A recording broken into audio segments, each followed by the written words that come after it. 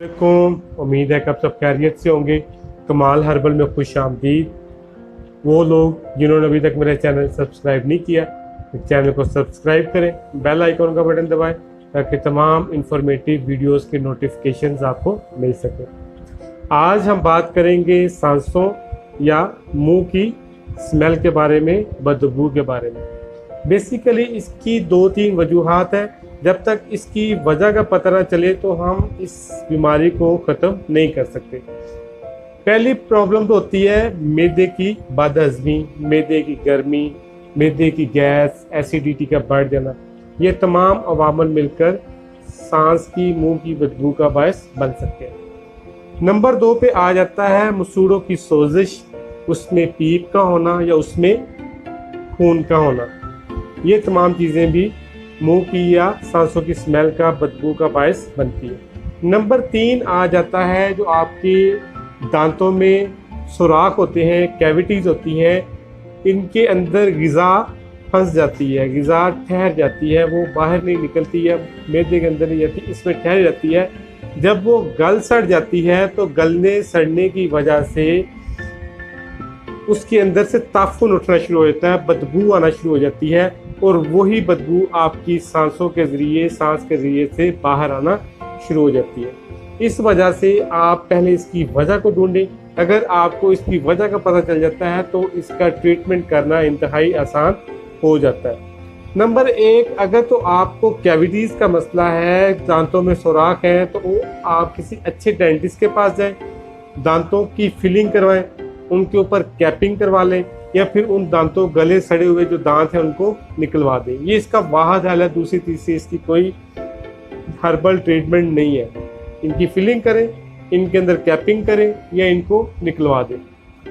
Number 2 फिर आ जाता है कि अगर तो आपके मसूड़ों में प्रॉब्लम है, आपके मसूड़ों में सोजिश है, उसके अंदर पीप है, रेशा है या कोई खून आता है, पस आती है, इस वजह से भी सांसों में बदबू आ सकती है। इसके लिए मैं आपके साथ एक नुस्खा शेयर कर रहा हूँ।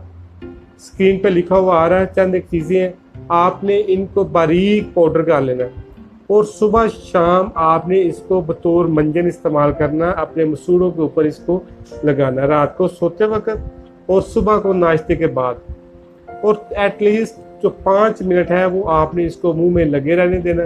और जब साफ़ करना, हल्की फुल्की सी कूली करनी है, ज़्यादा से फिर भी इसके जो असरात हैं वो आपके मुंह के अंदर रह जाए। एक तो रात को सोते हुए और एक सुबह के वक्त। नुस्खा क्या है?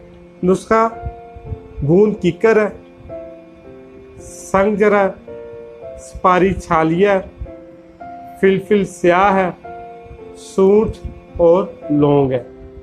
दोबारा से सुन लें, गूंद बबूल यानी कीकर की गूंद, संग जरा, सुपारी छालिया, फिलफिल स्याह, सूंठ, लौंग। ये तमाम चीज़ें आपने 10-10 ग्राम ले लेनी है, 1-1 तोला ले लेनी है। इनका बारीक पाउडर कर लेना और इस पाउडर को बतौर मंजन सुबह शाम इस्तेमाल करना है।